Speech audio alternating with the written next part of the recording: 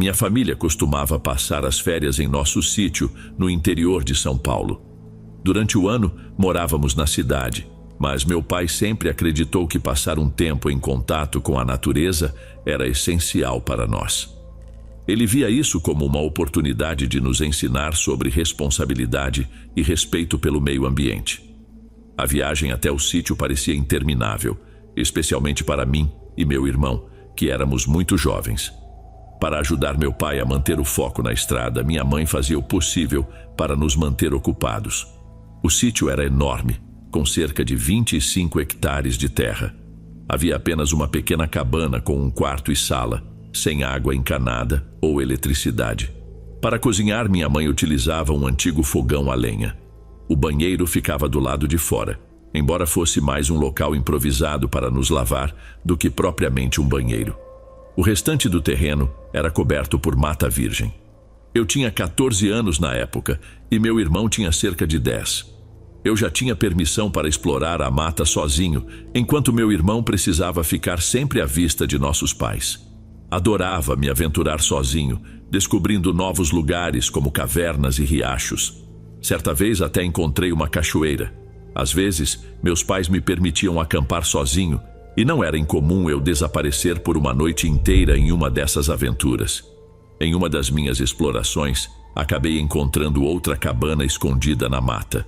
Sabia que provavelmente não fazia parte de nossa propriedade, mas a curiosidade me levou a investigar. Aproximei-me e bati na porta. 2 senhoras me receberam com sorrisos calorosos. Uma delas, mais baixa e com as costas levemente curvadas, estava usando um roupão. A outra, mais alta, vestia um novo vestido azul que me lembrava uma professora que eu tive, que se vestia de maneira semelhante. "Olá, querido, você deve estar longe de casa", disse uma das senhoras. "Desculpe, eu estava explorando e acho que me perdi", respondi. "Não tem problema", disse a outra senhora. "Entre e jante conosco." Eu estava caminhando há horas, então não hesitei em aceitar uma pausa. Nos sentamos à mesa e comecei a contar sobre minhas aventuras na mata. Minhas histórias provavelmente eram entediantes para elas, mas as senhoras educadas foram gentis e me ouviram com atenção. Após o jantar, nos acomodamos no sofá e notei que elas tinham um lindo gato branco, que logo se aninhou em meu colo. Perdemos completamente a noção do tempo, e antes que percebêssemos, o sol já estava se pondo. Uma das senhoras sugeriu: "Você pode passar a noite aqui se quiser. Tenho certeza de que seus pais não vão se importar." Como já estava bastante escuro para sair a pé, decidi aceitar o convite e passar a noite por lá. Elas prepararam uma cama para mim, e assim que deitei, o cansaço me venceu e adormeci rapidamente. Na manhã seguinte, agradeci a hospitalidade e retornei para casa para contar aos meus pais o que havia acontecido.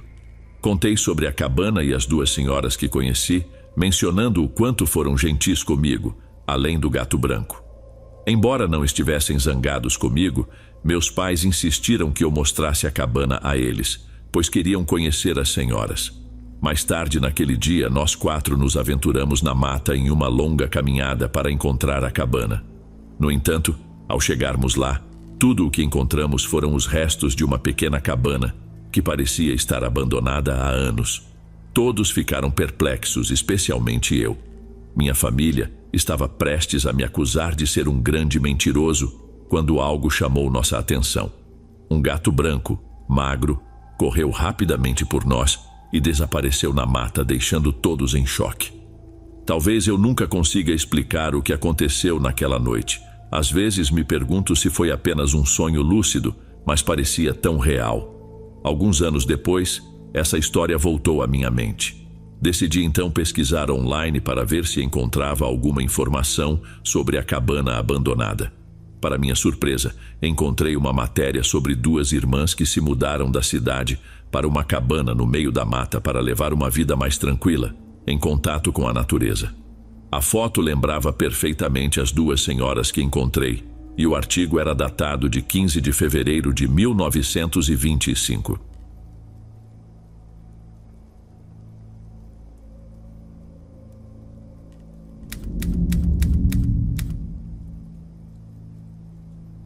Sou um jovem de 17 anos, atualmente residindo em Hermosillo, uma cidade do México.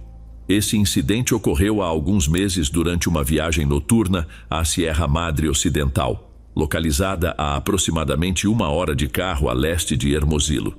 Prefiro não divulgar a trilha exata, pois já tive experiências suficientes para saber que, ao compartilhar certos detalhes na internet, sejam sobre uma boa trilha, uma mina abandonada ou até histórias de fantasmas, as pessoas costumam aparecer em massa, geralmente trazendo barulho e lixo. De qualquer forma, a trilha que segui era um circuito de 13 quilômetros por um canyon, um percurso de ida e volta bastante simples para uma excursão de um dia.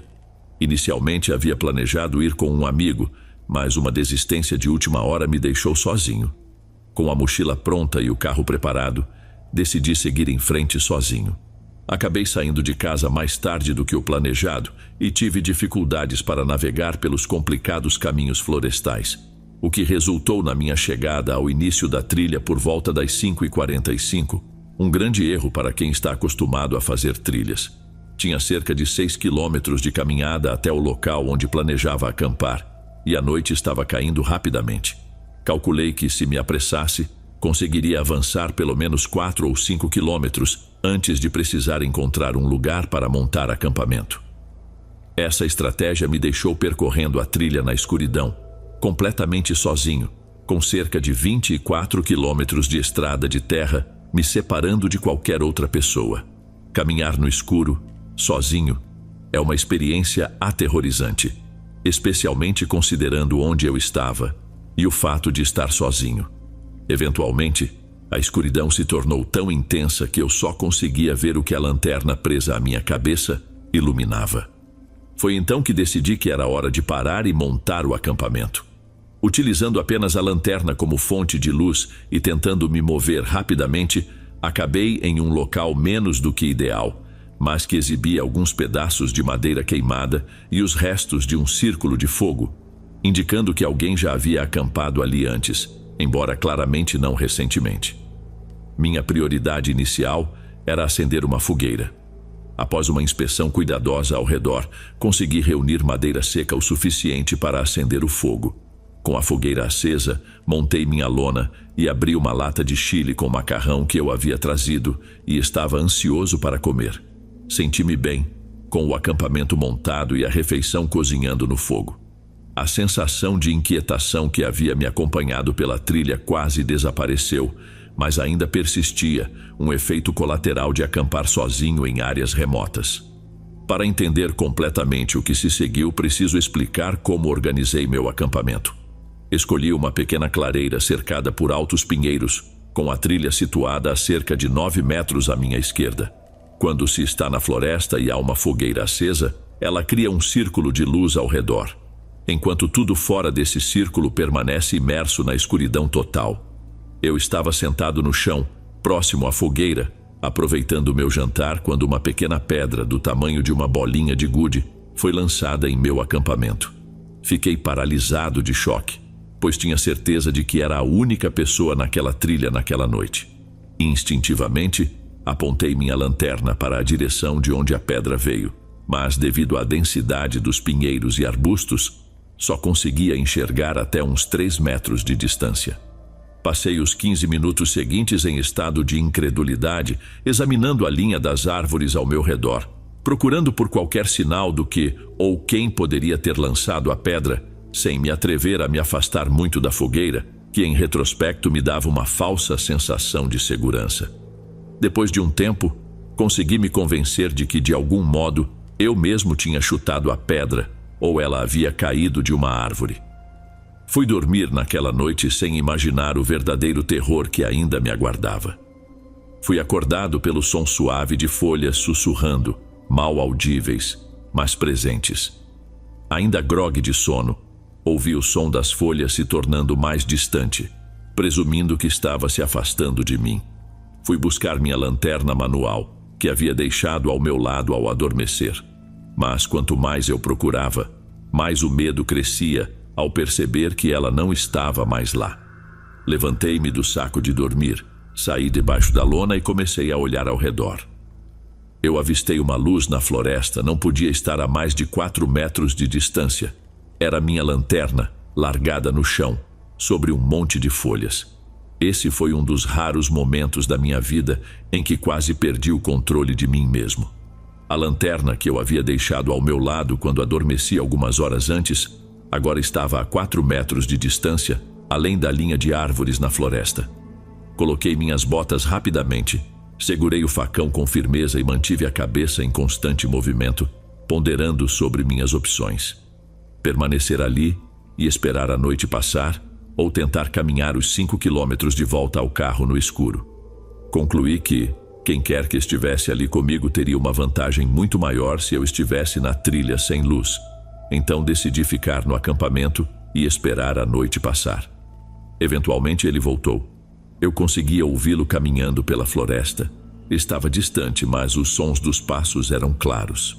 Parecia alguém caminhando com tranquilidade, como se estivesse apenas passeando, sem pressa ou preocupação. Às vezes, ele se afastava tanto que os sons desapareciam, mas 1 hora depois, talvez 2, ele voltava, sempre com o mesmo passo suave. Isso continuou por 3 ou 4 horas, até que os passos começaram a se aproximar cada vez mais, até estarem a cerca de 2,5 metros de mim. Nesse ponto, o fogo estava quase apagado, pois eu já havia consumido toda a madeira que tinha. Os passos então cessaram, e tudo ficou em um silêncio absoluto. Permaneci ali, imóvel, por 2 horas, segurando o facão com força e rezando para não ouvir mais nada. Fiquei assim, até que a luz do sol finalmente revelou que eu estava sozinho no acampamento. Rapidamente desmontei tudo e comecei a caminhada de 5 quilômetros de volta pela trilha que havia percorrido. Quando finalmente alcancei a estrada de terra vazia, onde meu carro estava estacionado, quase corri até ele. Ao destrancar meu Subaru, entrei e dirigi sem parar, até colocar pelo menos 32 quilômetros entre mim e aquele lugar. Parei em um posto de gasolina em Hermosillo para comprar um Red Bull, mas mais do que qualquer coisa para ver ou falar com outra pessoa. Ao sair da loja, notei algo escrito na poeira da janela traseira do meu carro: durma bem. Já vivi muitas situações estranhas em minhas aventuras por aqui, mas essa foi a mais bizarra e aterrorizante até agora. É por isso que decidi compartilhá-la.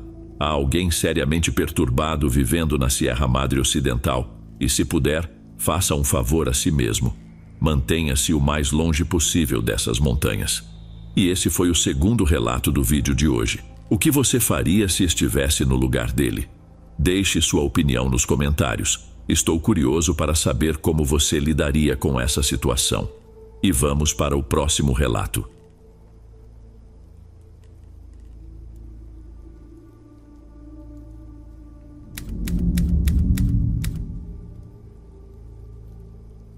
Boa noite a todos. Gostaria de contar o meu relato. Sou um fotógrafo amador que decidiu largar o emprego para se dedicar integralmente à fotografia. Uma paixão que sempre esteve presente em minha vida. No começo, confesso que tive receio de não conseguir me sustentar apenas com a fotografia, mas resolvi arriscar, pois o desejo de seguir essa paixão era maior que o medo. Sempre fui apaixonado pela natureza, e fotografar paisagens era o meu ponto forte, o que me permitia sustentar-me. Recentemente fechei um novo trabalho que envolvia uma viagem de carro de 6 horas até o ponto de partida, seguida por uma trilha pouco conhecida de 3 dias a pé, até o local ideal para fotografar. Convidei um amigo que conhecia bem a região, pensando que seria melhor ter companhia nessa jornada. No entanto, ele já tinha outros compromissos, e acabei tendo que seguir viagem sozinho. Foi durante essa viagem que algo marcante aconteceu, algo que nunca consegui esquecer. O destino era o Monte Roraima, em um ponto que faz divisa entre o Brasil e a Venezuela. O acesso era difícil, exigindo uma caminhada de 3 dias por um terreno acidentado e através de uma mata fechada.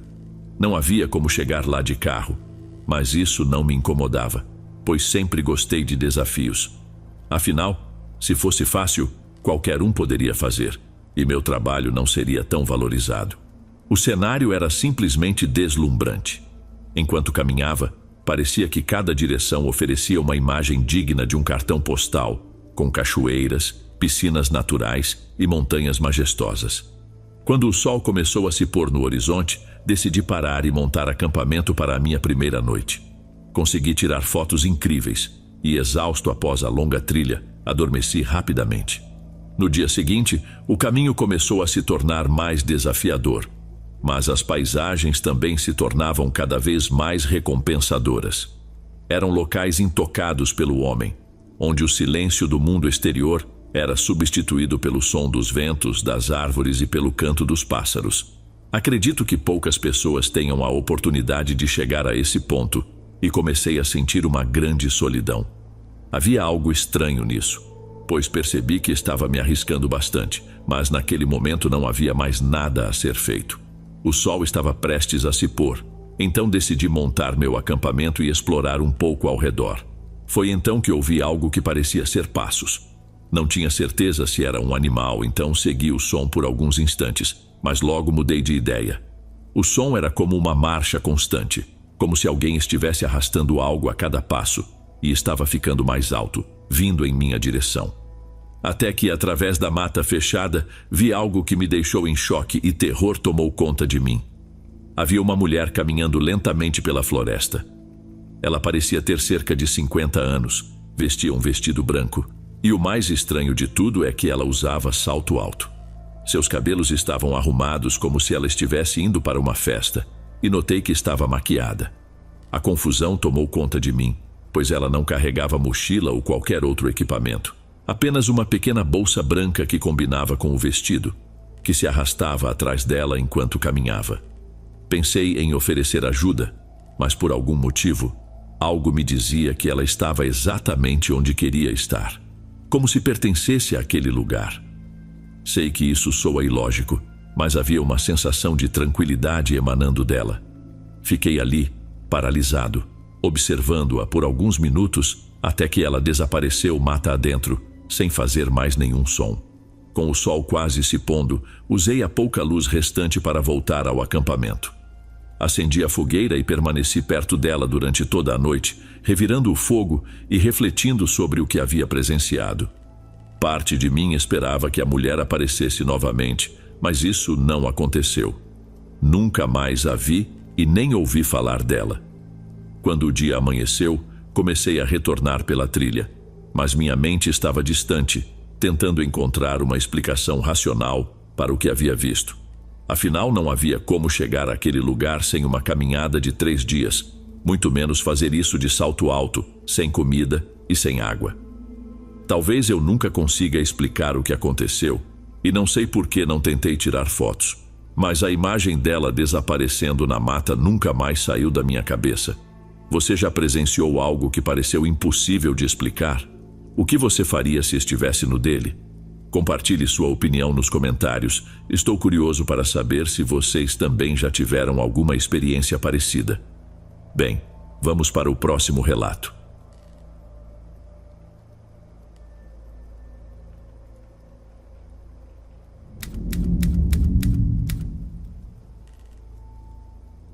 Quando eu tinha 15 anos, passei por uma experiência enquanto acampava em um terreno isolado no oeste de Maryland, onde muitas das famílias da minha mãe possuíam pequenas cabanas. Estávamos no meio do nada, em uma propriedade privada, e todos na montanha eram parentes de alguma forma. Meus verões eram passados ao redor da fogueira, trocando histórias de terror e brincando com meus primos. Para entender a distribuição do local, imagine um caminho em forma de T maiúsculo. Acima do T, a cerca de 46 metros de distância, corria o rio Sabaj. Se seguisse pela esquerda no T, encontraria casas de várias famílias e densas florestas ao longo do caminho. Indo para a direita no T, chegaria à pequena cabana da minha mãe, onde costumávamos nos hospedar. Eu gostava de explorar sozinho, preferindo a solidão. Estava prestes a fazer isso quando minha tia pediu para me acompanhar. Ela, 13 anos mais velha e muito extrovertida, tinha cabelo rosa na época, várias tatuagens, e era uma mulher alta, quase 1,82 m, não facilmente intimidada. Escolhi irmos para a esquerda, rumo à floresta densa, e ela concordou, confessando que queria fumar um baseado longe dos olhos da minha avó. que desaprovava. Eu era um garoto comportado, e embora ela tenha me oferecido, a ideia de usar drogas ainda me assustava. Então, recusei. No final do caminho havia uma trilha de terra que adentrava a floresta, com o rio correndo 46 metros acima dela. Se você seguisse em direção ao rio, a trilha descia em uma inclinação, e alguns quilômetros adiante, encontrava-se com aquelas misteriosas escadas que não levavam a lugar nenhum. Naquele dia, segui a trilha e percorri os 46 metros ao longo do rio, observando os peixes e caranguejos correndo, enquanto minha tia me seguia de perto. Eu estava absorto em meus pensamentos quando, de repente, um clique me trouxe de volta à realidade. Levantei os olhos, confuso, e então os fixei em um homem que eu nunca havia visto antes, parado do outro lado do rio, a cerca de 4,5 metros de distância. Ele provavelmente tinha saído das florestas do outro lado. Embora fosse verão, ele vestia uma jaqueta preta e jeans desgastados e segurava uma daquelas câmeras antigas amarelas, não digitais, onde era preciso girar a parte superior para tirar outra foto. Fiquei perplexo, pois nunca tinha visto ninguém além da minha família naquela área em todos os anos que estive lá. Ele sorriu e então, de maneira sutil, levantou a câmera. Era mais velho, talvez na casa dos 40 anos, com uma aparência desleixada, alto e um pouco magro. Ele deu um passo à frente e eu, automaticamente, dei um passo para trás. Ele girou a parte superior da câmera e a apontou diretamente para mim novamente. Eu estava completamente sem palavras e apenas recuei mais um passo, quase escorregando em uma rocha. Nesse momento, minha tia apareceu tropeçando por entre as árvores, falando sobre o quanto sentia falta de estar chapada, mas parou ao avistar o homem. Eu só conseguia olhar para ela, congelado, como um cervo diante dos faróis. Lentamente me virei, e ele não estava olhando para minha tia. Seus olhos estavam fixos em mim. Ele tirou mais uma foto em nossa direção e em seguida fez algo que fez meu sangue gelar e transformou a situação de estranha para aterrorizante. Ele fez aquele gesto de reprovação com o dedo e apontou para o que parecia ser uma bainha de faca amarrada à sua cintura. Em seguida, deslizou o dedo pelo pescoço, simulando um corte. Nesse instante, entrei em modo automático, virei e comecei a correr através das árvores, puxando minha tia comigo. Meu coração estava disparado e eu poderia jurar que ouvi mais um clique antes de ouvir o som de passos na água atrás de mim. Quase desabei, pois minhas pernas pareciam feitas de gelatina. O rio era realmente profundo em algumas partes, mas onde estávamos, a água só chegaria à coxa de um homem adulto. Corri sem rumo, como um coelho fugindo de uma raposa. Quando vimos as escadas, minha tia rapidamente me levou para o outro lado e se agachou ao meu lado, tapando minha boca para abafar o som. Olhei ao redor, mas as árvores eram tão densas que não conseguia ver o rio das escadas. Mesmo com meu coração martelando no peito, ouvi o som de galhos quebrando, como se alguém estivesse correndo pela floresta. O medo agora dominava completamente. O caminho de volta à propriedade da minha família não era reto e fácil. Precisávamos fazer zigue-zagues e, em certos pontos, o terreno afundava e se tornava rochoso, exigindo que seguíssemos uma rota em forma de S para continuar. Havia rochas espalhadas por todo lado, e seria muito fácil torcer o tornozelo ou colidir com uma árvore em meio ao pânico. Além disso, sempre tentávamos ser cuidadosos, observando onde pisávamos, pois a área era infestada de cobras. Eu soluçava e respirava com dificuldade, e ainda havia vários quilômetros até alcançarmos a primeira parte da propriedade da minha família. Minha mente estava em um turbilhão, mas eu sabia que não podíamos parar. Nenhum de nós tinha qualquer tipo de arma, e ficar ali só tornava mais difícil encontrar forças para correr, enquanto o terror paralisante se infiltrava em meus braços e pernas.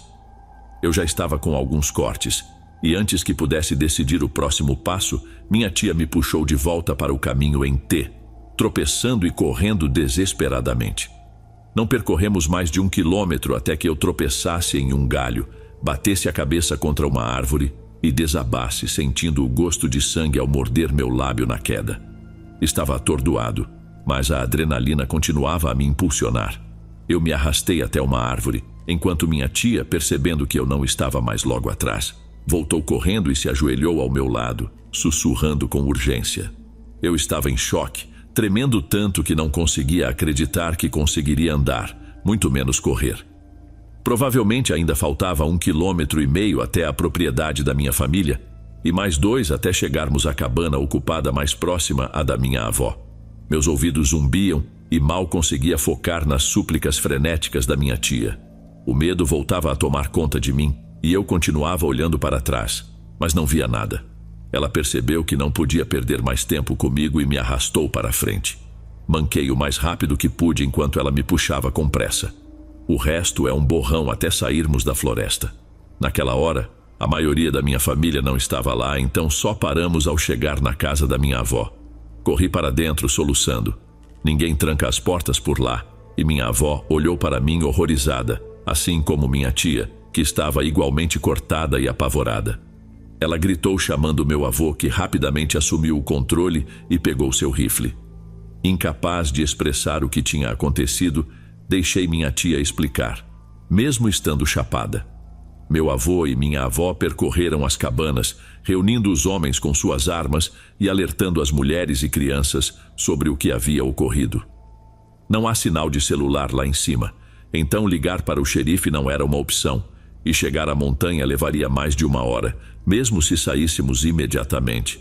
Já estava escurecendo e as estradas que levam à propriedade são tão sinuosas e íngremes que seria uma loucura tentar subir à noite. Mais tarde minha mãe chegou. Ela me olhou e depois olhou para minha tia, sugerindo que talvez eu estivesse drogado com ela, o que nos fez ficar paranoicos. E ao ver um pescador azarado lá sem permissão, tiramos conclusões precipitadas e provavelmente o assustamos tanto quanto ele nos assustou. Continuou dizendo que eu provavelmente imaginei que ele estava tirando fotos ou que começou a nos perseguir, mesmo com minha tia contando a história repetidamente. Minha tia, indignada, gritou com minha mãe, afirmando que eu era um bom garoto e que estávamos falando a verdade. As duas começaram a discutir até que minha avó as fez parar, pedindo que crescessem. Mesmo com os homens da família vasculhando a floresta, nunca encontraram sinal do homem que vimos. No entanto, naquela noite, pela primeira vez em muitos anos, todos na montanha trancaram suas portas. E até hoje, tudo o que posso me perguntar é se faço parte de alguma coleção de fotos assustadoras. Mas, considerando o que poderia ter acontecido, talvez se eu estivesse sozinho como de costume, possa viver com isso.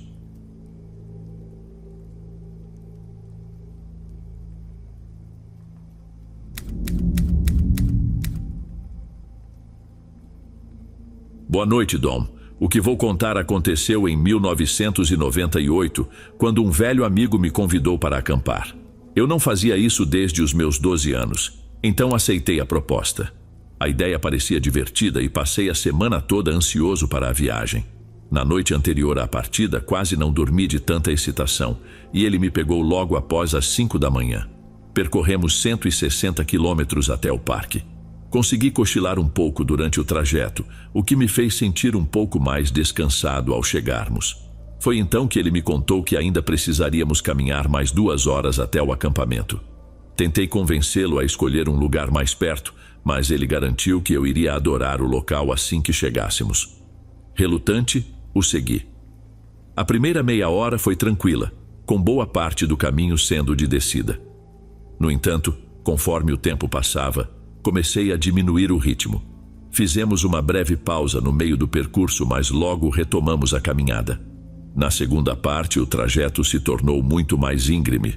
Não demorou muito para que eu estivesse me arrastando novamente, sem prestar muita atenção ao caminho.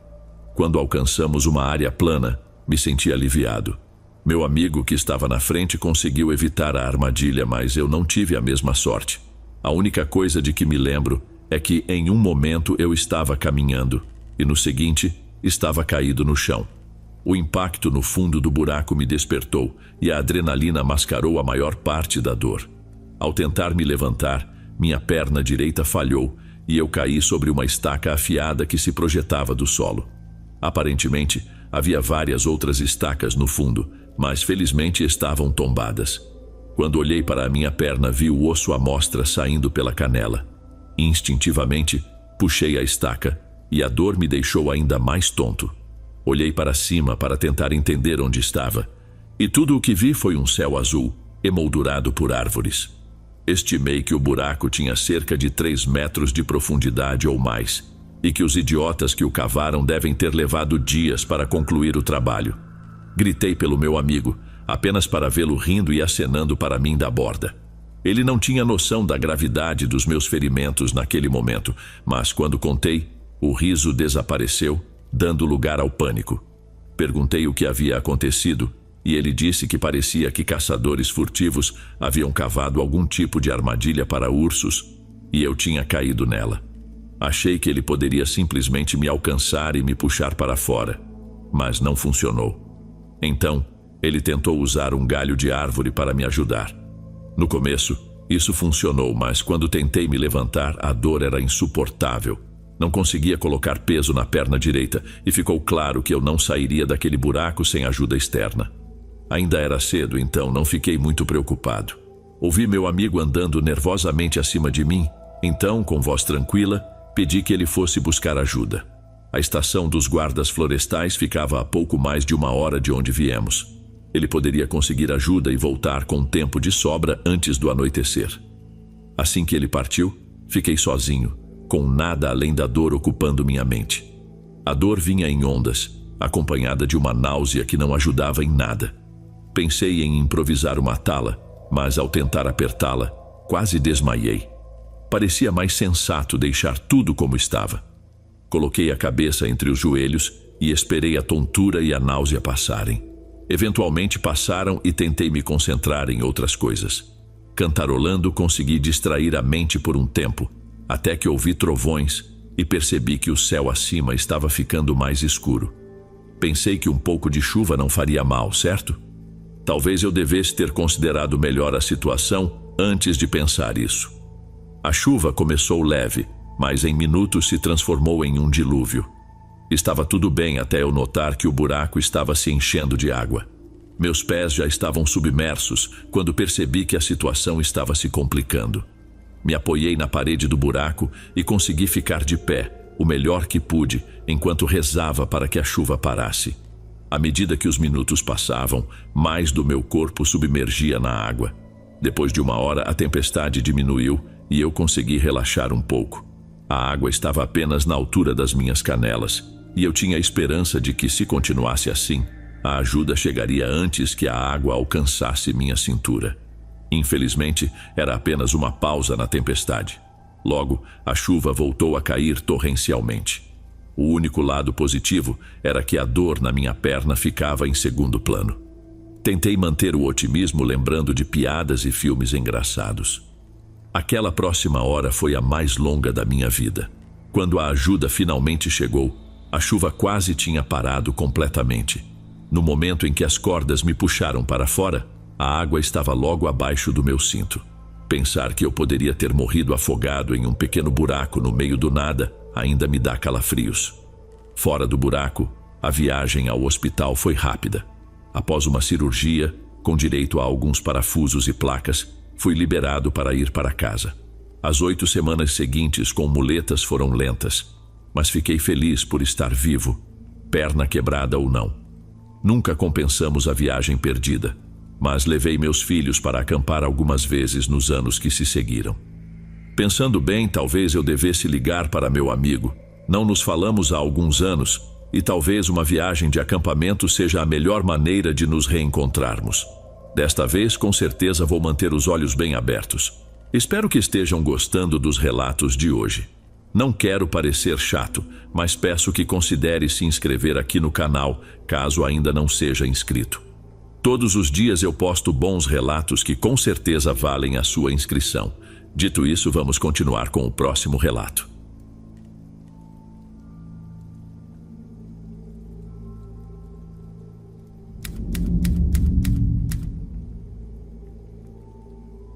Olá, comunidade. Deixo aqui para vocês o meu relato.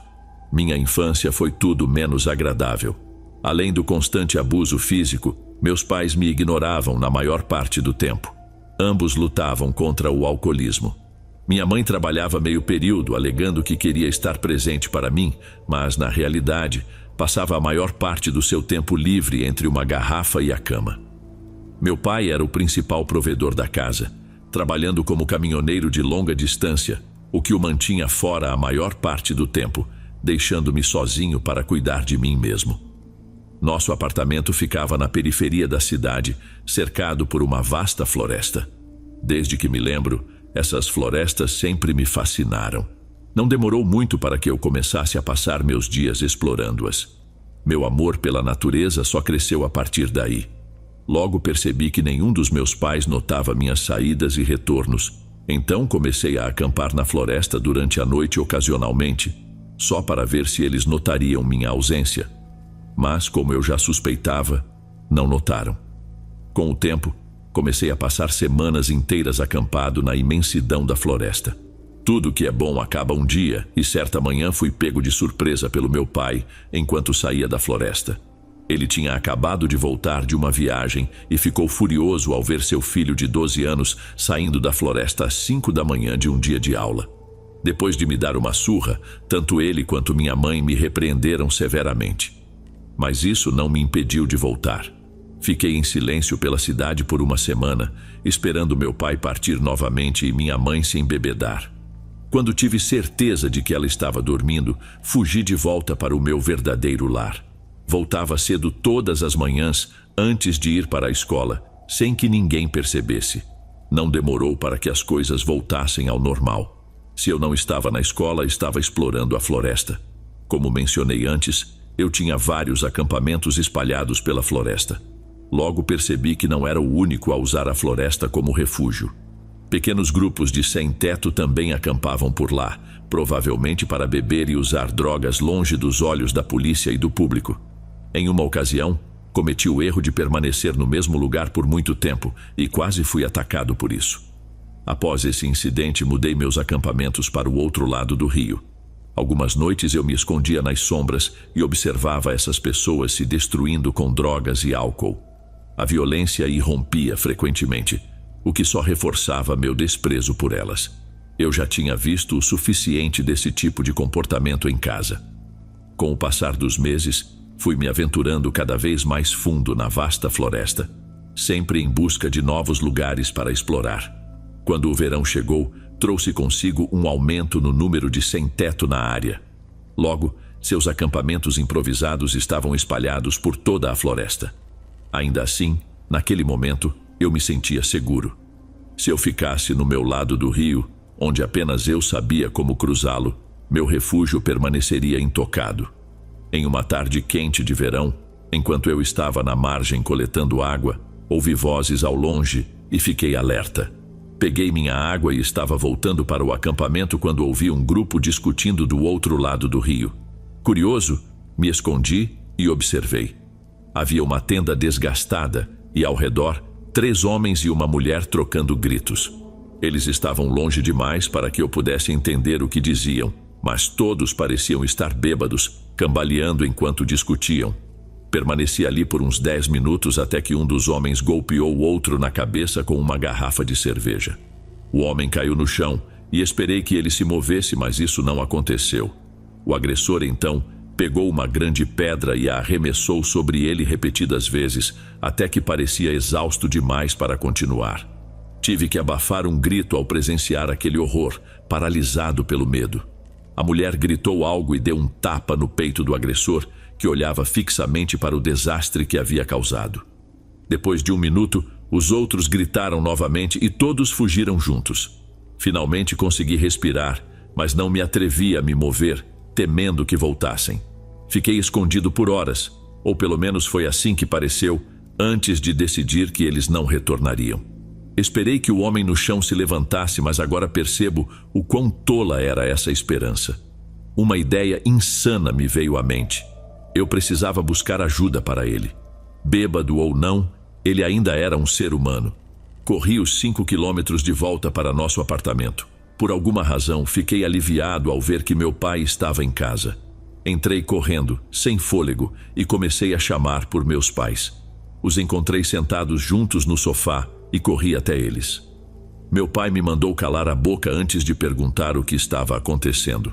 Repeti a história do que acabara de presenciar na floresta. Em vez de buscar ajuda, meu pai começou a gritar comigo por ter desobedecido suas ordens. Minha mãe, balbuciando, logo se juntou a ele e ambos começaram a me repreender. A pior parte foi quando minha mãe me acusou de inventar histórias para chamar a atenção. Neguei, claro, mas ela não estava ouvindo. O resto seguiu como de costume. Meu pai tirou o cinto e me bateu até que eu começasse a chorar, dizendo para eu calar a boca, ou ele me daria um motivo para chorar de verdade. Como sempre, estava claro que a discussão havia terminado. O homem não receberia ajuda. Afinal, eu era apenas uma criança tola. Arrastei-me até meu quarto e chorei até adormecer, como já havia feito tantas vezes antes. Minhas fugas para a floresta chegaram ao fim. Eu não podia mais sair de casa sem a supervisão de um dos meus pais, e qualquer ideia de sair sozinho estava fora de questão. Não muito tempo depois, fui enviado para viver com meu avô, pois meus pais não podiam mais lidar comigo. Eu esperava que a vida com o vovô Augusto fosse parecida com o que eu já conhecia, talvez até pior. Afinal, havia um motivo para minha mãe estar tão mal. Fiquei em alerta por muito tempo, esperando a primeira surra. Mas, em vez disso, encontrei uma vida que nunca imaginei ser possível. O vovô Augusto se mostrou um homem carinhoso e paciente, completamente diferente de qualquer outro adulto que eu conhecera. Na primeira vez que ele me perguntou o que eu gostava de fazer, fiquei sem palavras. Ninguém nunca tinha se importado em perguntar. Engoli o nó na garganta e falei sobre meu amor pela natureza, esperando as habituais zombarias. Preparei-me para o pior, mas para minha surpresa, seus olhos brilharam. Ele passou a próxima hora me contando sobre suas maravilhosas lembranças de acampamentos com seu pai. Naquele momento, soube que eu era a criança mais sortuda do mundo. Quando a primavera chegou, passamos cada momento livre explorando bosques e parques por todo o país. O conhecimento que ele me transmitiu poderia encher uma biblioteca inteira. Embora agora esteja velho demais para nossas aventuras, ainda o visito regularmente para compartilhar todas as minhas recentes descobertas. Seu corpo pode estar fraco, mas sua mente continua tão afiada quanto antes. Devo a esse homem mais do que poderia jamais retribuir, e ele fez tudo isso simplesmente por amor. Levei 3 ou 4 anos para reunir coragem e contar-lhe a história completa. Também expressei a culpa que sentia por ter guardado isso por tanto tempo. Não sabia como ele reagiria. A princípio, ele ficou em silêncio por alguns momentos, depois se levantou e me abraçou com força. Isso me surpreendeu e quando ele me soltou, perguntei o que eu deveria fazer. Seu conselho foi que eu contatasse a polícia da minha cidade natal e compartilhasse a história com eles. Depois disso, a responsabilidade não seria mais minha e eu não precisaria sentir culpa novamente. Segui seu conselho e, ao fazer isso, me libertei desse fardo. Hoje, sei que os culpados eram meus pais. Fiz o que deveria ter feito. Se eles escolheram não agir, isso era um problema deles. Fui para a universidade e, quando voltei no Natal, Augusto me informou que as pessoas responsáveis haviam sido encontradas.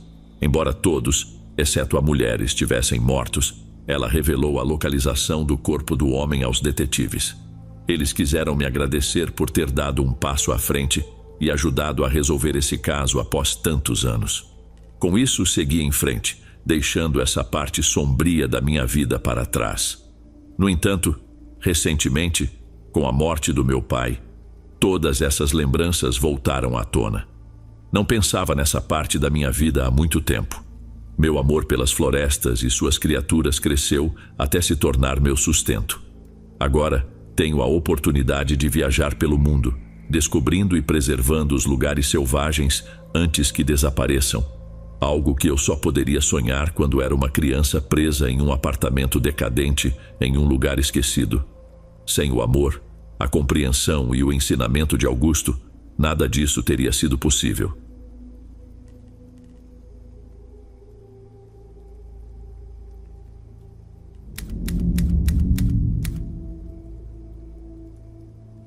As discussões sempre se desenrolavam de forma semelhante. Vocês jamais me encontrarão morto em um parque nacional repleto de turistas em trailers.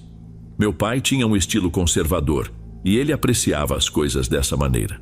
Descrever nosso estilo de acampamento como tradicional seria uma maneira suave de dizer. Se algo não fosse feito de lona ou couro, para ele era apenas lixo moderno. Minha mãe tentou introduzir novidades como barracas de nylon em diversas ocasiões, mas ele rejeitava todas. Ele sempre preferia levar aquela barraca enorme e com cheiro peculiar para onde quer que fôssemos acampar. E nem me fale das latas de querosene que sempre vazavam por toda parte. Meu pai certamente nasceu na época errada. A expressão viver ao ar livre poderia muito bem ter sido criada para ele. Persistimos em suas maneiras antiquadas de curtir a natureza, até que a quase tragédia com meu irmão mais novo o fez perceber o erro de suas escolhas. No início dos anos 80, meu pai nos arrastava para a Floresta Nacional durante o Dia de Ação de Graças. O clima estava relativamente ameno para aquela época do ano, e a floresta estava deslumbrante. Ainda consigo sentir o aroma dos pinheiros. Por algum motivo, essas escapadas sempre coincidiam com a temporada de caça. Ouvi dizer que meu pai costumava caçar antes de conhecer minha mãe. Suspeito que ela o tenha proibido de continuar, e esta era a forma dele de resistir. De qualquer forma, o som de tiros próximos ao acampamento era comum. Imagino que, como nossos pais cresceram com pouca supervisão, a infância minha e do meu irmão Bento foi parecida. Ninguém achava que poderia ser perigoso, mesmo com tantos caçadores por perto. Deixar dois meninos pequenos vagando sozinhos pela floresta era normal. Saíamos do acampamento ao amanhecer, brincávamos a manhã toda até a hora do almoço e depois voltávamos a explorar até o jantar. Fizemos isso desde que me lembro e ninguém parecia se preocupar. Era um dia de ação de graças como tantos outros, e passamos o dia inteiro correndo e rastejando pelo chão. Naquela época, os filmes de G.I. Joe e Rambo estavam no auge. E Bento e eu adorávamos vestir nossas roupas de camuflagem e fingir que estávamos em uma missão de guerra. Alguns dias antes, Bento havia ganhado um par de walkie-talkies do G.I. Joe de presente de aniversário. Olhando para trás, aqueles aparelhos eram bem limitados, mas nós os adorávamos. Depois do almoço, voltamos para a floresta. Não consigo lembrar exatamente o que eu estava fazendo naquele momento, mas sei que Bento estava tentando se aproximar de mim de forma furtiva. Eu estava sentado em um tronco caído quando, de repente, um estrondo alto soou, seguido por um assobio que passou rente à minha cabeça. Instintivamente me joguei no chão, esperando por outro disparo. Embora eu não entendesse o que estava acontecendo, algo dentro de mim disse para eu não me mexer. Não se passaram mais do que 30 segundos antes que eu ouvisse gemidos fracos ao longe. Percebendo que Bento estava desaparecido, tentei chamá-lo pelo walkie-talkie. Não obtive resposta, mas ouvi um som que parecia meu nome. Chamei Bento novamente, mas o silêncio persistiu. Agora eu estava realmente preocupado. Sem saber o que mais fazer, gritei seu nome e disse que o jogo tinha acabado, que ele precisava responder. Ainda não tinha certeza se ele estava apenas tentando me pregar uma peça ou se estava de fato em apuros. Fiquei em silêncio, mas só conseguia ouvir o leve farfalhar das folhas. Comecei a caminhar na direção do som, ouvindo atentamente. Nada. Gritei mais uma vez. O sussurro se repetiu, seguido de outro gemido. Corri cerca de 20 metros na direção do som e parei. O sussurro veio novamente, desta vez à minha direita e muito próximo. Não consegui ver nada, então me deitei no chão e escaneei a área ao meu redor. A cerca de 2 metros, avistei a parte inferior de um tênis. Sabia que tinha que ser de Bento. Corri até o arbusto onde ele estava deitado. A visão que encontrei ainda me parte o coração até hoje. Bento me olhava com uma expressão de puro terror. Havia um buraco abaixo do seu braço, de onde o sangue escorria. Fiquei chocado, mas tentei manter a calma. Não queria assustá-lo ainda mais. Se eu fosse mais velho, talvez soubesse como movê-lo corretamente, mas só consegui estender a mão e levantá-lo nos braços. Ele era pesado demais para mim, mas eu estava determinado a salvá-lo. Consegui carregá-lo por cerca de 100 metros antes de ter que deixá-lo no chão. Ele devia estar sentindo uma dor terrível. Pediu que eu o deixasse ali e fosse buscar ajuda. Sua voz era tão fraca que quase comecei a chorar naquele instante. De alguma forma consegui manter a compostura e corri mais de 1 quilômetro sem parar. Minha mãe deve ter percebido que algo estava errado. Ela gritou com uma voz carregada de pânico para o meu pai. Ele saiu da barraca, olhou em volta e perguntou: "Está muito grave?" Eu estava sem fôlego para responder, então apenas apontei na direção onde havia deixado Bento e ele saiu correndo.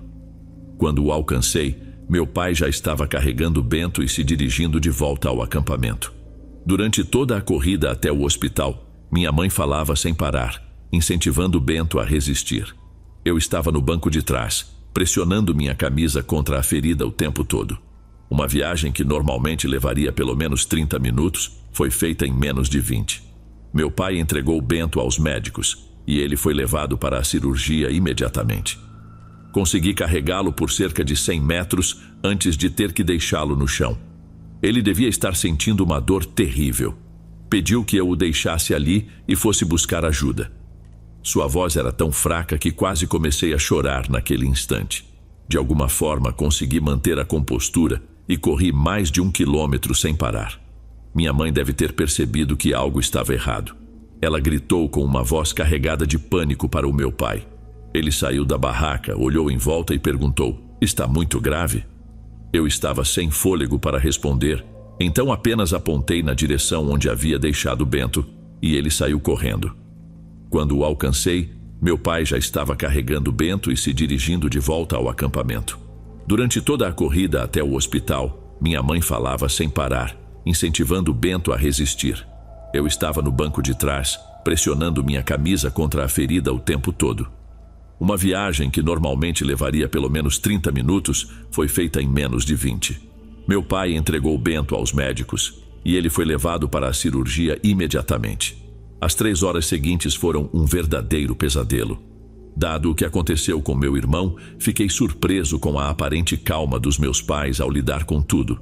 Hoje, como pai, percebo que eles estavam longe de estar tranquilos, mas lidaram da melhor maneira possível. Foi depois da meia-noite que o médico finalmente nos trouxe notícias. Eles haviam estado à beira do limite por muito tempo.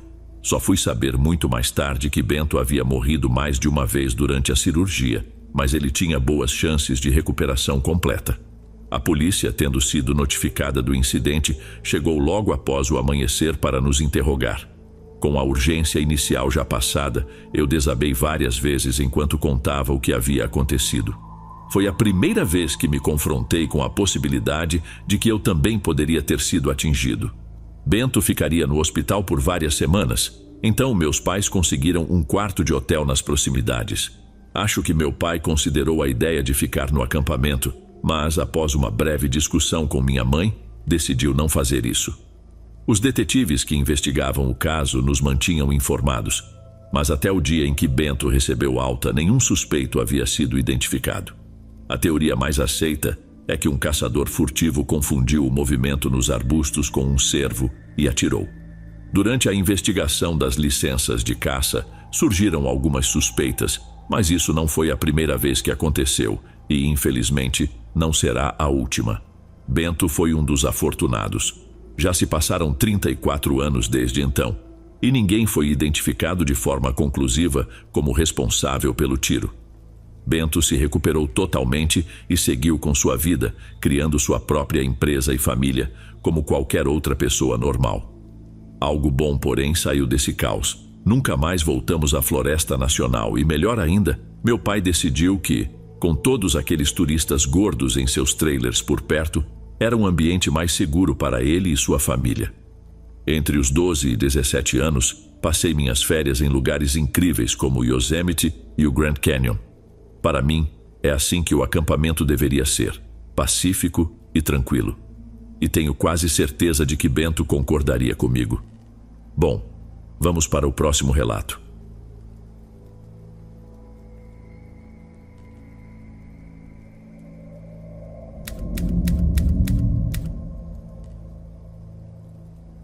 Não tenho certeza de quem sugeriu a ideia primeiro, mas ao final do dia já tínhamos o destino e a data planejados. Embora eu já tivesse acampado várias vezes antes, Tenho quase certeza de que nem Pablo nem Júlia tinham essa experiência. Eles entraram para a família depois, e meu pai biológico já havia falecido naquela época. Ele era o verdadeiro amante do acampamento. Meu padrasto, nem tanto. Não me entendam mal, ele é um homem incrível, mas o ar livre nunca foi sua praia. Fizemos uma lista dos suprimentos necessários para a viagem e seguimos à risca, incluindo as 4 caixas de cerveja, talvez o item mais essencial de todos. Carregamos tudo e estávamos prontos para partir ao amanhecer do dia seguinte. Enquanto dirigíamos, não fazíamos ideia de como essa viagem impactaria nossa conexão, algo que uma vez acreditamos ser inabalável. A viagem de 3 horas foi tranquila e silenciosa. Fiquei satisfeito ao ver o quão seco estava o terreno.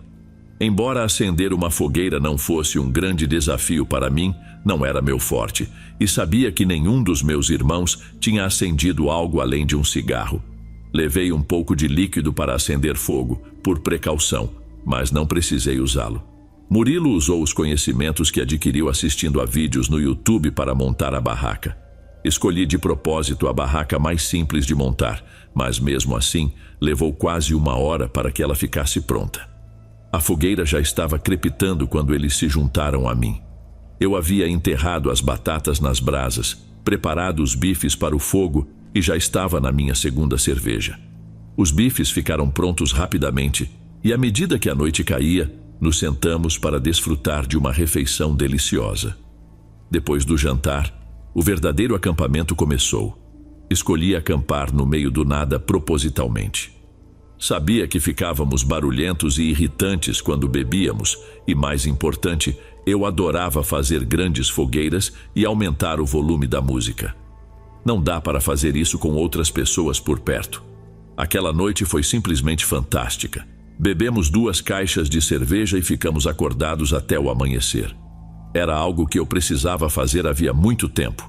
E apesar da ressaca, decidi que repetiríamos essa experiência com muito mais frequência. Quando finalmente saí do saco de dormir, já passava do meio-dia. Pablo e Murilo já estavam acordados, sentados ao lado de uma fogueira apagada, cada um com uma cerveja na mão, e pareciam genuinamente felizes em me ver. Perguntei o que tinha acontecido com a fogueira, e Pablo murmurou algo sobre não conseguir reacendê-la direito, o que me fez rir. Fui até a borda da floresta e trouxe alguns galhos secos. Ao voltar, coloquei a lenha sobre as brasas mortas e soprei nelas. As brasas se iluminaram com força e o fogo voltou a crepitar em poucos minutos. Em seguida, fui até o riacho buscar um pouco de água. A expressão em seus rostos foi inesquecível. O queixo de Pablo estava caído e dava para ver que Murilo estava ansioso para me perguntar como eu tinha feito aquilo. Enquanto esperava que a água fervesse, cozinhei uma grande quantidade de ovos e batatas e tomamos café da manhã com uma xícara de café. Depois que comi, me senti muito melhor e sugeri que fôssemos pescar. Não voltamos ao acampamento até quase anoitecer. Infelizmente, ninguém pescou nada que pudéssemos guardar, mas notei que Pablo já estava bastante bêbado. Cozinhei o que restava dos bifes e depois nos dedicamos a terminar as últimas cervejas. Esta noite foi muito mais tranquila do que a anterior.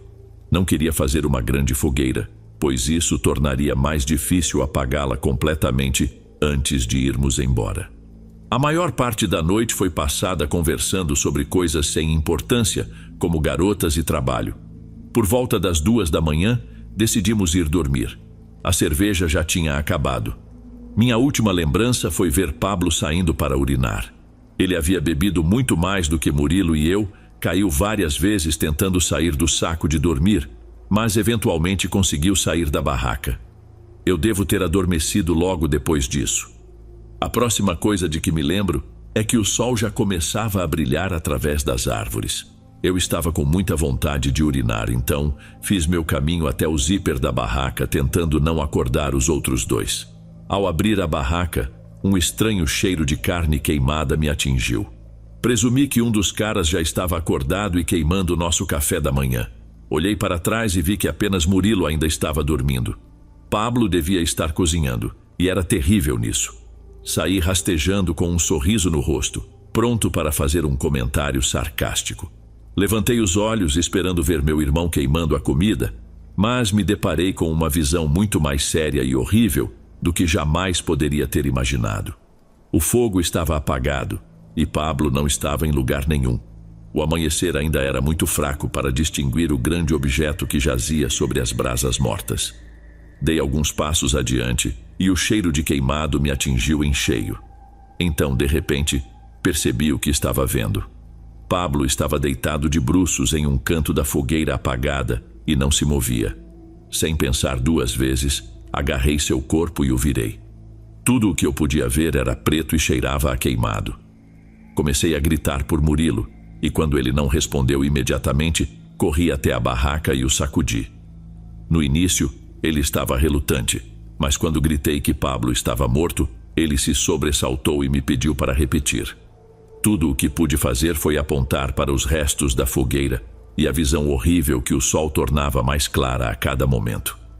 Ele saiu da barraca rapidamente e quase se deparou com o corpo carbonizado de nosso irmão. Eu fiquei atrás dele em silêncio, com os olhos fechados. Murilo caiu de joelhos e começou a lamentar. Naquele segundo, eu queria estar em qualquer outro lugar.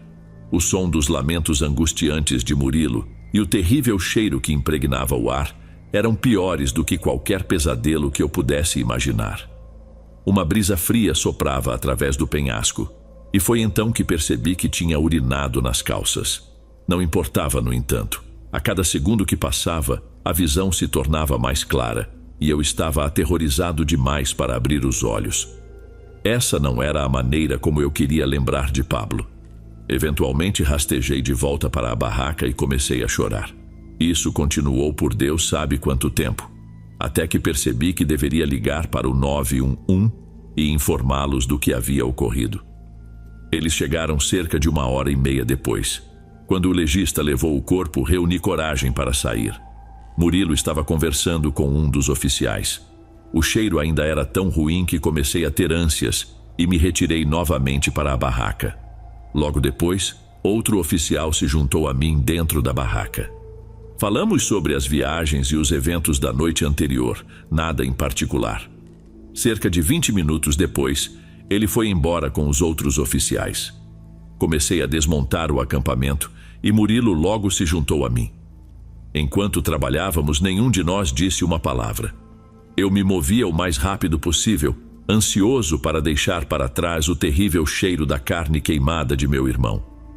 Agora, olhando para trás, percebo que posso ter parecido frio e indiferente, mas em minha defesa, eu era o mais velho e tinha a responsabilidade de notificar o restante da família.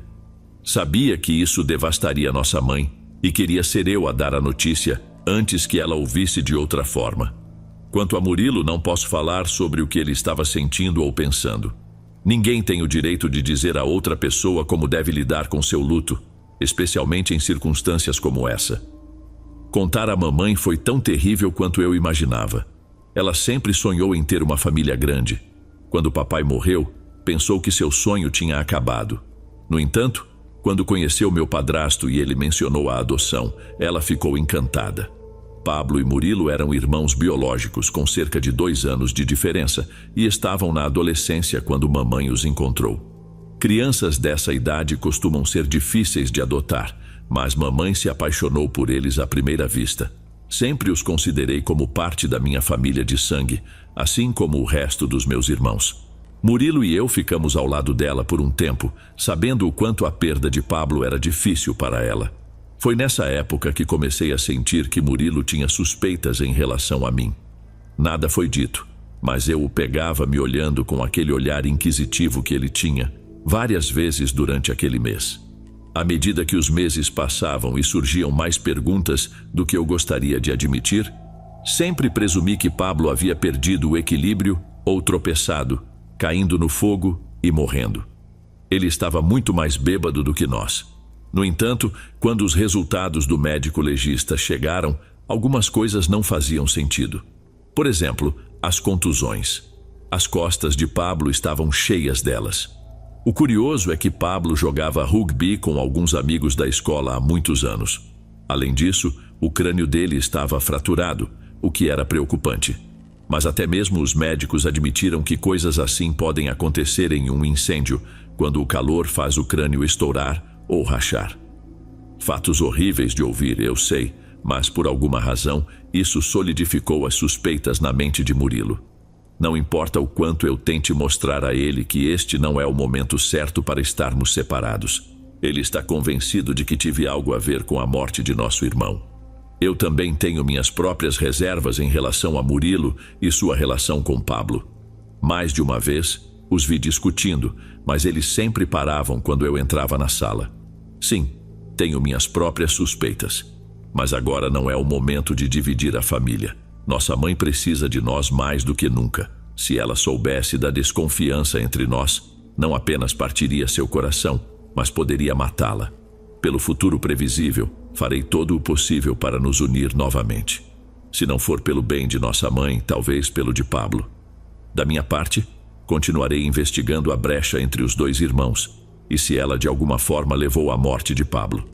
Mesmo que isso revele uma verdade que ninguém gostaria de conhecer, devo fazê-lo. Afinal, Pablo também era meu irmão. O que você faria se estivesse na minha situação, com suspeitas entre aqueles que você ama? Deixe sua opinião nos comentários, pois sua perspectiva pode ajudar a esclarecer este mistério sombrio.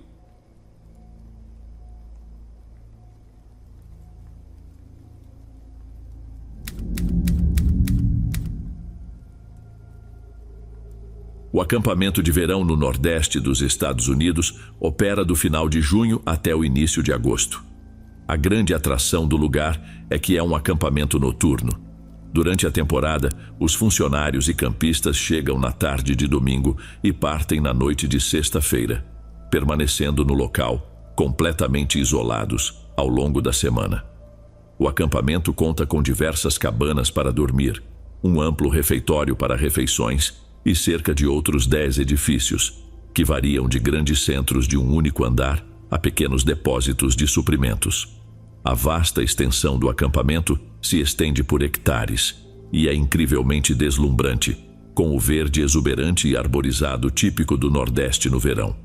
O lugar oferece desde grandes campos abertos e florestas densas, até um lago repleto de peixes e uma longa e bela ravina, com muita ardósia exposta e abundante vida selvagem. Localizado a uma boa distância de qualquer estrada principal, o acampamento é acessível apenas por um longo caminho, o que faz com que toda a propriedade pareça um universo isolado. Os campistas não podem usar eletrônicos, enquanto os funcionários só têm permissão para usá-los à noite ou nos intervalos. Não há computadores, carros, e a comunicação com o mundo exterior é limitada ao essencial para os diretores do acampamento. Quando necessário, os funcionários usam walkie-talkies para se comunicar na vasta extensão do acampamento. Frequentei esse lugar por 10 anos como campista e trabalhei lá por mais 4 anos. E posso dizer com certeza que nutro um grande carinho por esse lugar. No entanto, qualquer um que tenha trabalhado lá sabe que o acampamento tem uma longa e complexa história relacionada ao paranormal. Eu poderia escrever um livro inteiro com todas as histórias que ouvi e que experimentei pessoalmente ao longo dos verões passados lá. Meu objetivo é oferecer uma visão geral de como é o lugar para o pessoal e compartilhar alguns dos encontros mais arrepiantes que vivi, muitos dos quais ainda me fazem estremecer até hoje. Embora tenha ficado afastado por um tempo, a maioria dos encontros que vou relatar ocorreram entre 2014 e 2018. Enquanto eu estava em treinamento e trabalhando como conselheiro. Tinha entre 16 e 20 anos naquela época. A maior parte da atividade ocorria à noite, durante a semana de treinamento, geralmente envolvendo os funcionários do acampamento. Raramente os campistas entravam em contato com as entidades que habitam as florestas ao redor. Por que isso acontecia? Honestamente, não sei dizer. Minhas lembranças de lá como uma criança pequena não incluem traços de medo ou de coisas inexplicáveis. Em contraste, minhas experiências como jovem adulta naquele lugar me faziam chorar quase o tempo todo. Coisas estranhas aconteciam todos os anos, sem exceção.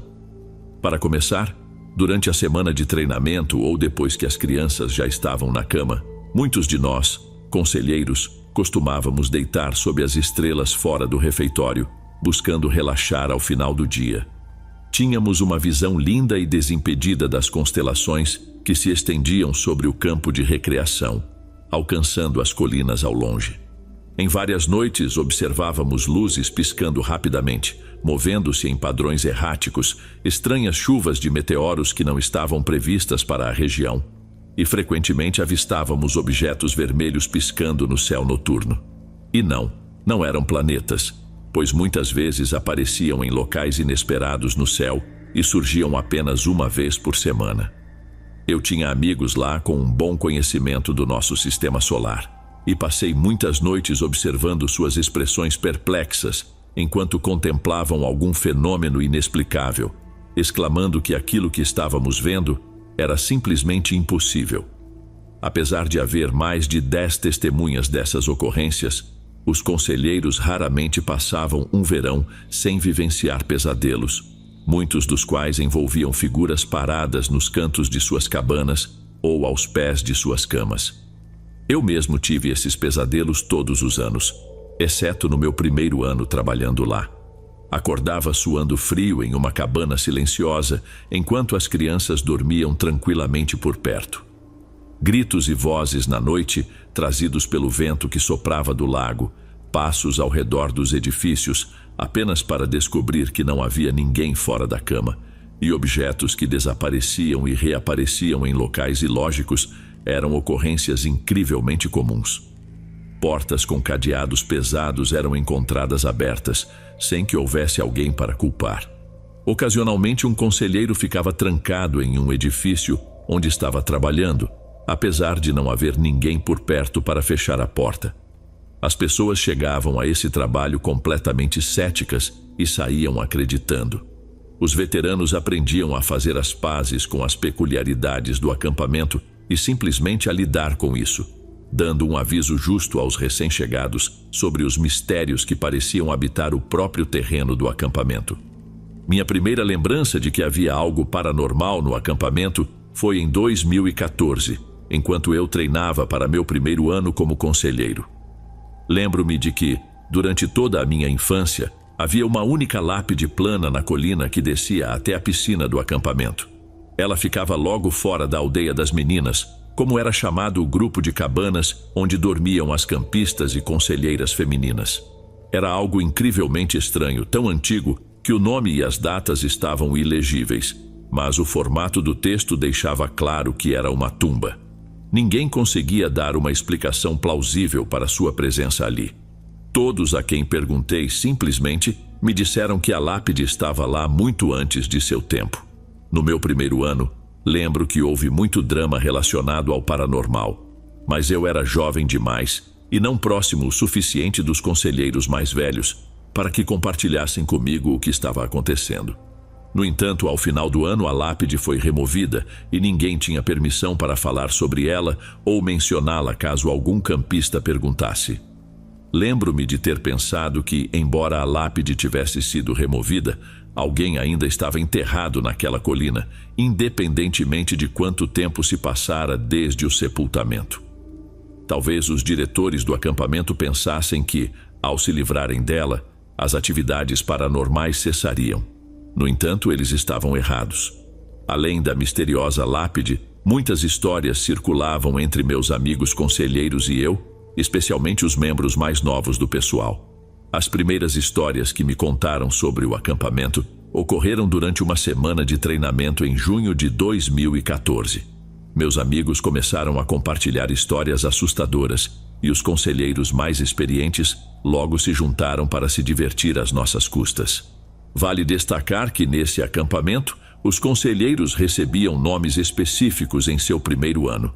E durante todo o verão, usávamos estritamente esses nomes para tornar a experiência mais divertida para os campistas.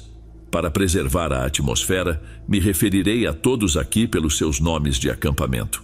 O primeiro a falar foi Leonardo, um conselheiro mais velho, que nos contou sobre 2 fantasmas famosos do acampamento. Ele mencionou o fantasma de um menino que podia ser visto correndo pelo campo de recreação sob as luzes da rua que margeava o acampamento. Leonardo disse que o menino havia sido atropelado por um carro enquanto corria atrás de uma bola. e agora passava sua vida após a morte correndo como uma sombra pelo acampamento, assustando quem tivesse a infelicidade de estar acordado para vê-lo. A segunda história era sobre uma mulher vestida de branco, que podia ser vista sob as mesmas luzes da rua que iluminavam a estrada ao longo do acampamento. Algumas pequenas casas ficavam próximas, e em certas noites, uma mulher em um longo vestido branco era vista parada em um dos alpendres, olhando na direção do acampamento, desaparecendo ao amanhecer. Meus colegas conselheiros do primeiro ano e eu, naturalmente, estávamos bastante assustados a essa altura. Já era tarde da noite e estávamos reunidos sob as luzes brilhantes de um pavilhão, perto do campo de recreação e da estrada sem saída. E a narrativa havia nos deixado bastante apreensivos. Felizmente, outro conselheiro mais velho, que acabou se tornando um dos meus amigos mais próximos, chamado Rafa, apenas balançou a cabeça e franziu a testa enquanto os outros tentavam nos assustar. Mais tarde naquela noite, Rafa me levou ao topo da colina que dava vista para o campo de recreação e para a estrada sem saída. Percebendo o quão assustado eu estava pelos rumores, ele me explicou e mostrou do que Leonardo e seus amigos estavam falando. Lá embaixo, no campo de recreação, as luzes da rua projetavam longas sombras inclinadas em um tom amarelado sobre a grama. Em um dos postes de luz havia uma caixa elétrica, e a forma como a sombra se projetava na grama criava a silhueta perfeita de uma criança pequena, congelada no meio de um passo. Quando vi, quase pulei de tão realista que parecia. Não é de se admirar que essa história tenha se tornado tão popular, pois realmente poderia ser confundida com uma aparição real. Rafa também me mostrou a mulher de branco. Novamente não a vi de imediato, mas a descrição de Rafa ajudou. A mulher de branco era simplesmente uma bandeira americana de grande tamanho que pendia em um dos alpendres das casas. Naquela noite clara e ventosa, a lua fazia a bandeira parecer leitosa e branca, e o vento a fazia balançar lentamente ao redor do mastro, exatamente como um vestido flutuando na brisa. Comecei a rir, aliviado, mas o rosto de Rafa continuava sério. Ele continuou a me explicar que, embora aquelas fossem apenas coincidências assustadoras, não estávamos realmente sozinhos ali. Ele compartilhou comigo algo que já havia mencionado antes, e isso me fez ficar sério também. Naquela noite, meu amigo e eu nos encolhemos no mesmo beliche pequeno, tomados por um medo recém-descoberto. Mal sabíamos que aquilo era apenas o começo de um longo caminho de histórias que seriam nossas.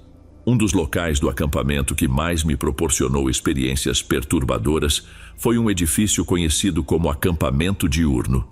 Tínhamos um programa em que o grupo de campistas mais jovens era trazido de ônibus, e eles passavam o dia em atividades no acampamento, voltando para casa por volta das 16 horas. O edifício era o único de 2 andares em toda a propriedade e costumava ser uma casa antes da construção do acampamento em 1925. O espaço principal tinha grandes janelas que deixavam o pôr do sol entrar, criando um ambiente encantador.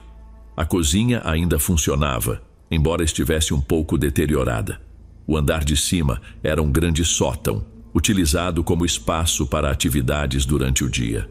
O acampamento diurno ficava localizado no ponto mais distante de todos os outros edifícios.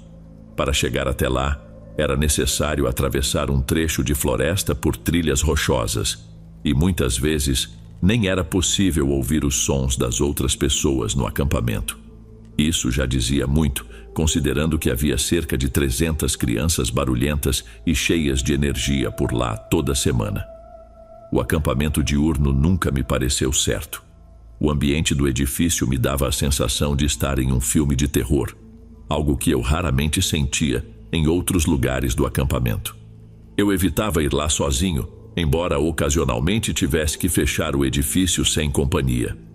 Cada vez que andava por lá, meu corpo se tensionava, e era como se algo pressionasse minha pele. Sempre que eu dava as costas a uma sala vazia, sentia como se uma multidão silenciosa e invisível estivesse me observando. A aldeia dos garotos era o grupo de edifícios mais próximo do acampamento diurno. A menos que alguém estivesse usando o acampamento diurno à noite e as luzes estivessem acesas, era quase impossível ver o edifício, que se misturava com as florestas escuras ao redor. O acampamento diurno sempre fechava por volta das 16 horas, depois que os campistas diurnos iam embora.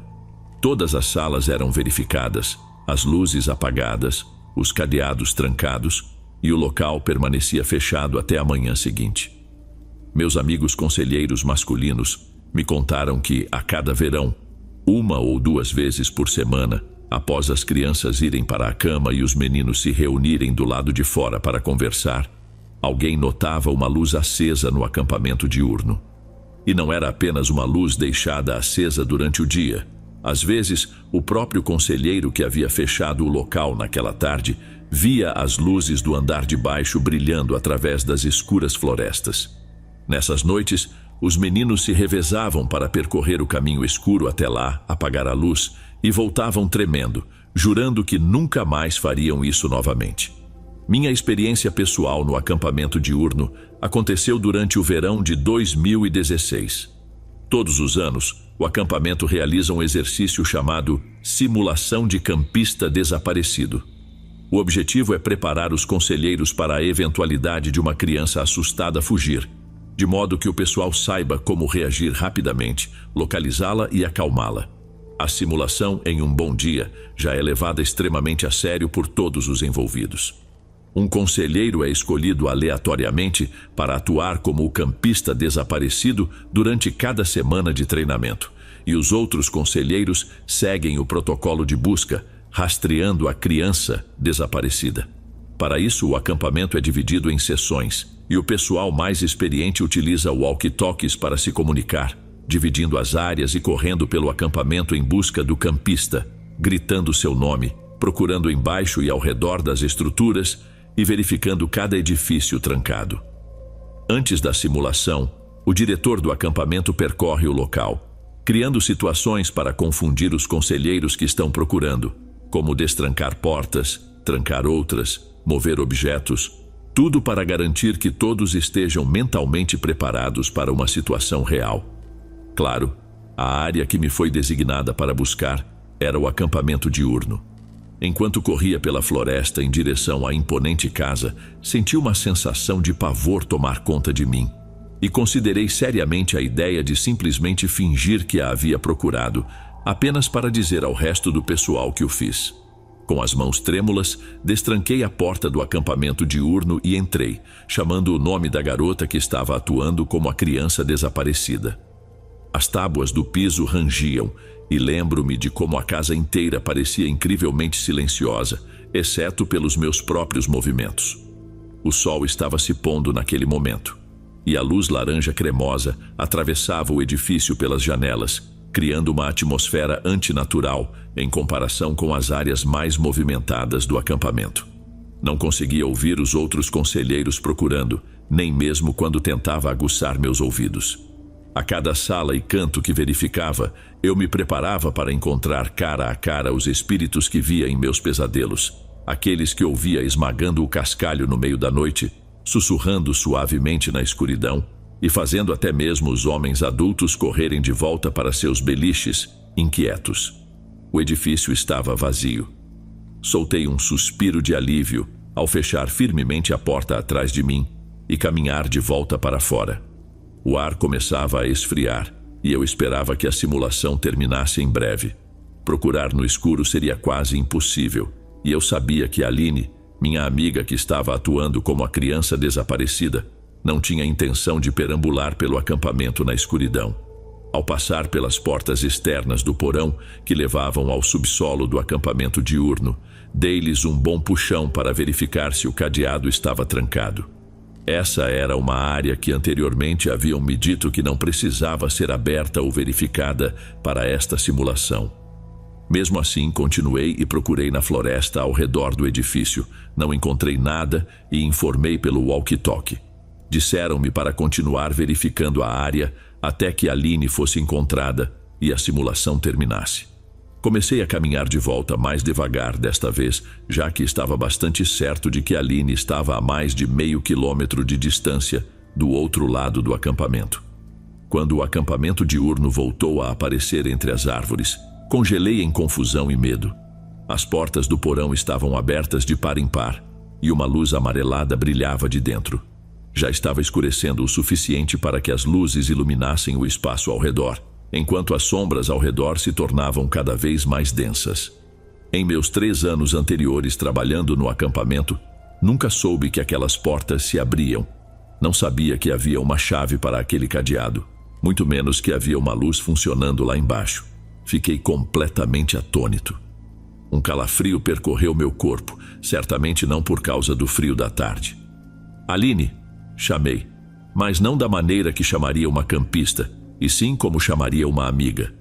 Nada se moveu, nenhum som. O medo parecia frio e entorpecente em minhas veias. Aproximei-me do topo das escadas do porão e olhei para baixo.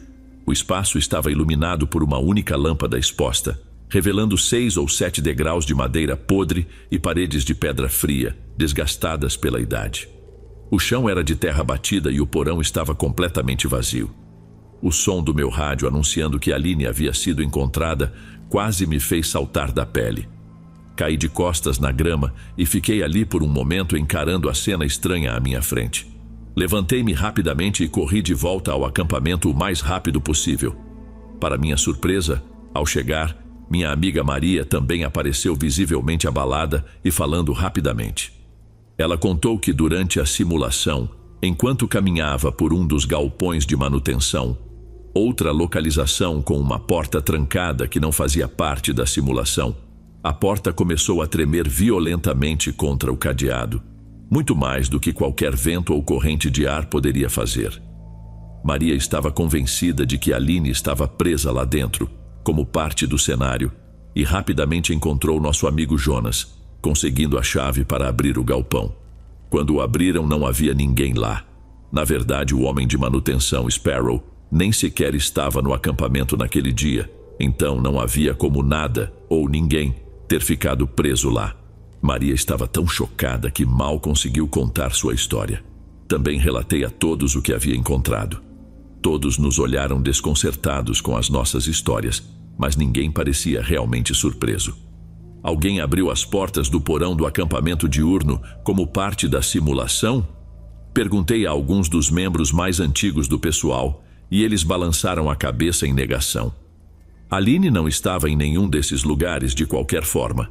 Ela estava escondida além do Lago Maravilha, disse nosso diretor de programa. O esconderijo de Aline estava quase tão distante quanto o acampamento diurno estava do resto do acampamento, mas do lado completamente oposto da propriedade. Todos estávamos impactados, mas não havia nada a ser feito. Os diretores do acampamento e o pessoal mais antigo podiam fazer pouco para nos consolar, porque eles também sabiam, simplesmente não estávamos sozinhos. Mais tarde naquela noite, meu amigo Lucas e eu voltamos ao acampamento diurno para fechar o porão e recolocar o cadeado. Desde então, ele nunca mais foi aberto sem motivo.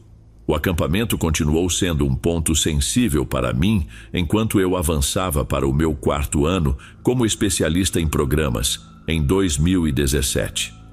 Naquele ano, durante um dos programas que conduzi, meu grupo de campistas escolheu o acampamento diurno como nosso ponto de encontro. A princípio, fiquei relutante, mas dessa vez eu tinha meu amigo Guilhermo ao meu lado como co-conselheiro. Ele é alguém em quem eu confiaria até nas catacumbas de Paris, se fosse necessário. Guilhermo sempre foi, e ainda é, extremamente sintonizado com o mundo paranormal, além de ser muito conhecedor de como se comunicar com ele de forma adequada, de modo que as entidades o ouçam. Ele me explicou que minhas sensações em relação ao acampamento diurno estavam corretas, mas que provavelmente não havia nenhum lugar no acampamento que não atraísse espíritos de alguma forma. Com sua tranquilidade, consegui relaxar lá. Era como se, de repente, o que quer que habitasse aquele lugar tivesse suavemente desviado seus olhos de mim, permitindo-me descansar. Percebo o quanto essa coleção de histórias se prolongou, e, na verdade, isso nem sequer abrange metade do que vi ou ouvi de pessoas em quem confio. Mas vou encerrar por aqui por enquanto. Felizmente para mim e para qualquer pessoa que trabalhou naquele acampamento, os espíritos que compartilham aquele espaço não parecem ter intenção de causar dano físico a ninguém. Eles gostam de ser vistos, ouvidos, lembrados através de histórias. E parecem desfrutar ao adicionar seu próprio mistério ao acampamento. Acredito sinceramente que eles apenas desejam continuar sendo parte da identidade do lugar. É um local cheio de história. Meu avô frequentou o mesmo acampamento quando era criança, e com toda a energia e hábitos que aquele lugar possui, acredito que eles não conseguem evitar querer se juntar. As florestas verdes e profundas, as estruturas envelhecidas, as ruínas e os segredos e histórias que o acampamento guarda são seu lar, e qualquer pessoa que pisa lá aprende a respeitar isso.